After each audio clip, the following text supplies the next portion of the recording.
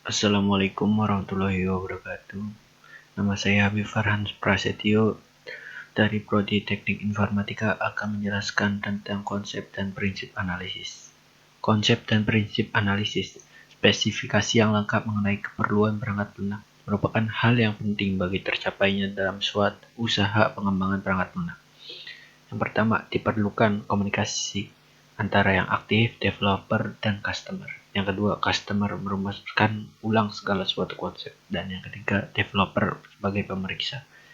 Analisis kebutuhan perangkat lunak adalah tugas rekayasa perangkat lunak yang menjembati kesenjangan antara sistem level software allocation and software design. Tugas-tugas analisis terbagi menjadi 4. Yang pertama, pengenalan masalah, evaluasi dan sintesa.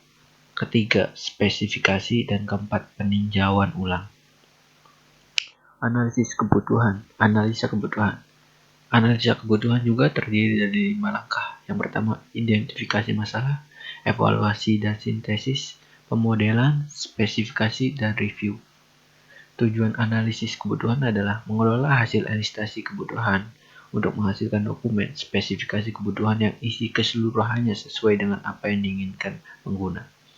Yang kedua, mengembangkan persyaratan kualitas yang memadai dan rinci, di mana para manajer dapat membuat pekerjaan proyek yang realistis dan staf teknis dapat melanjutkan dengan perancangan, implementasi, dan pengujian.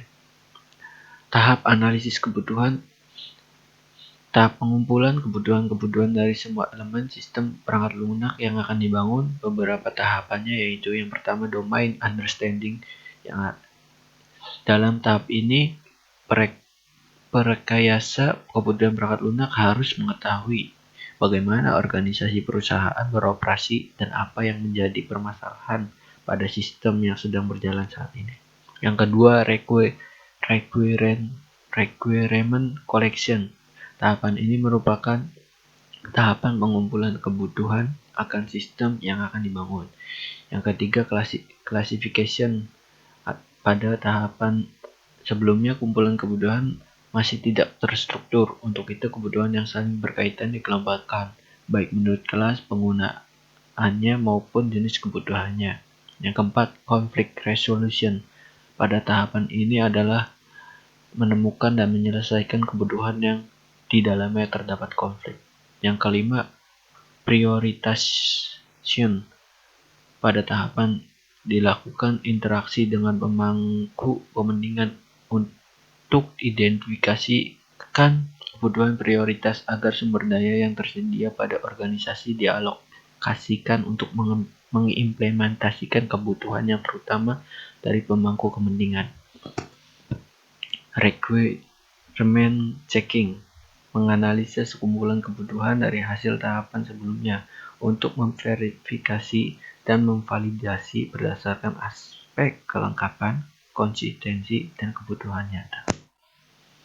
Prinsip-prinsip dalam analisis. Yang pertama, model-model yang menggambarkan informasi, fungsi, dan tingkah laku harus dipecah-pecah dalam suatu cara yang membongkar suatu detail dalam bentuk lapisan. Proses analisis harus bergerak dari informasi dasar ke detail implementasi.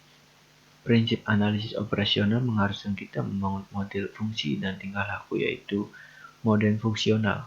Perangkat lunak mentransformasi informasi, dan untuk melakukannya, perangkat lunak harus melakukan paling tidak 3 fungsi kinetik, yaitu input, pemrosesan, dan output. Sudah.